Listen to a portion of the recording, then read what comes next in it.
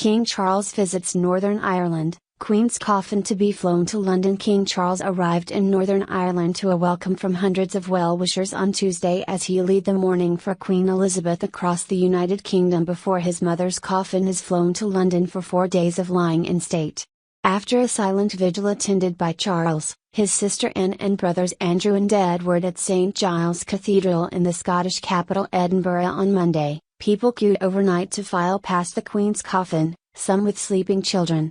Charles, 73, is travelling to the 4 parts of the United Kingdom before the Queen's funeral on September 19. In Northern Ireland, people started to line the streets at Hillsborough Castle, the monarch's official residence, ahead of his visit. "We came out to pay our respects to Queen Elizabeth because she was a fantastic queen and very loyal to Northern Ireland, and we wanted to be here to welcome the new king," said Heather Paul, 61, holding flowers and a small Union flag. Joy Hutchinson, 34, said she hoped Charles would keep the United Kingdom together after some have blamed Brexit, Britain's departure from the European Union, among other things, for loosening Britain's ties with Northern Ireland. Charles drove along crowd-lined streets in Hillsborough and then left his car to shake hands with well-wishers to chants of "God Save the King." He landed in Northern Ireland from Scotland, where he followed the Queen's coffin up Edinburgh's Royal Mile and was joined by his siblings for a 10-minute vigil at St Giles Cathedral.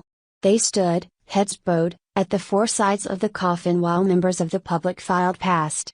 People queued overnight to pay their respects, many wearing winter jackets, scarves and woolen hats to keep out the cold. "We were desperate to be here to show our respects," said Will Brema, an engineer from Edinburgh, who arrived in the early hours of the morning with his partner and 20-month-old daughter sleeping in a baby carrier. "It is a moment that will live with us forever. When you think that she worked all of her life for us, it is the least we could do." Elizabeth died on Thursday in her holiday home at Balmoral Castle, in the Scottish Highlands, at the age of 96 after a 70-year reign, plunging the nation into mourning.